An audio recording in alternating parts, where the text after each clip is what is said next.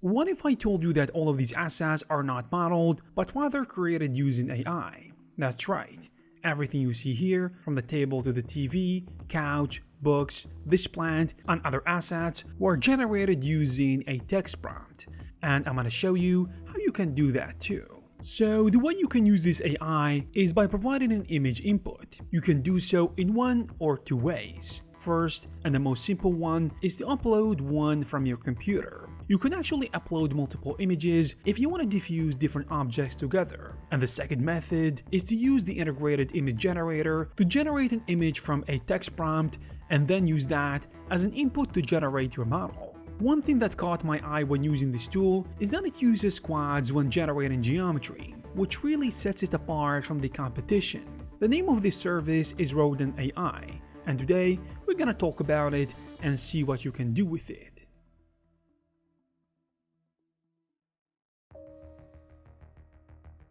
I know that AI and AI tools and services are leaving a sour taste in every artist's mouth right now, mine included. But trust me, it will be a long time before AI can replace artists. Even though the tool we are talking about today is decent, I don't think it will be replacing modeling or texturing anytime soon. Usually, whatever you hear online or in the news is blown up for clicks, but realistically, this is a far cry from a production-ready tool. That's not to say it won't be helpful for you as a 3D artist. Anyways, do you remember Hyperhuman? We talked about their service called Chat Avatar a while back, which is an awesome tool to generate believable faces using only a picture. Generally speaking, the generated faces using this tool are highly detailed, textured, and ready to be animated, but it generates faces only, which is kind of a limitation.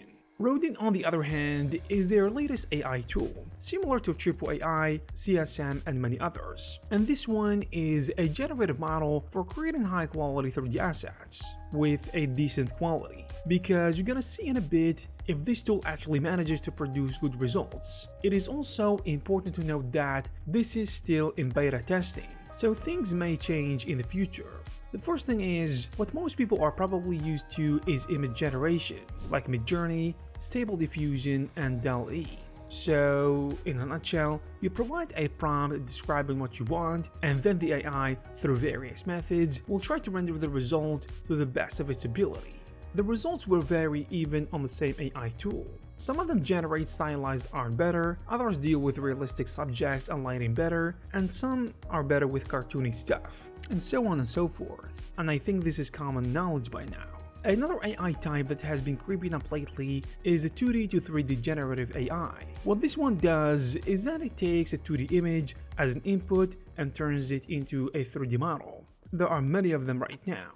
And there is Rodin AI, built on Clay, a large-scale generative model which resembles a text model rather than a 2D to 3D model, more like diffusion in 3D if you will, because that's how it works. Trained on thousands of 3D model datasets, it denoises 3D data in compressed latent space. But what does that mean? This is a good question, but who cares? The only thing interesting here to note is that it is a new approach which is computationally way more efficient. The latest Rodin AI from Hyperhuman, I think, is something that has a lot of potential. To start creating assets, for example, head to hyperhuman.demos.com, register for a free account, and log in. Click on the Rodin tab, and now you can see the text input field, which doubles as an image uploader to upload your images. Whichever way you choose to proceed, it won't affect the generation process, but if you choose to upload your own image, make sure the image has one subject, which is a monocolored background. Here I will use a prompt to describe something, say like old books, medieval, stacked, and click generate. If you like the result, you can hit the green check button. If not, you can refresh a new image until you find something that you like. Now hit generate. After upload, a geometry generation window will appear with more parameters, and you can somewhat guide the generation process, choose a quality setting, and even redo the mask generation as many times as you want till you get something that you like. For instance, you can highlight parameters like whether the object is symmetrical or not, and whether you want sharp edges or smooth edges, and so on and so forth. Also, if you have multiple images, you can pick between each image and how much weight it can contribute to the generation process. Most of these you don't really need to change. I'm just listing them so you know what you're looking at. The default settings are probably enough for most users, and all you need to know is confirm and redo. Once you're satisfied with the result, hit confirm, and your mesh will be generated. Next, you will apply a texture from an image, like in the previous step, and you can confirm the selection or redo the texturing.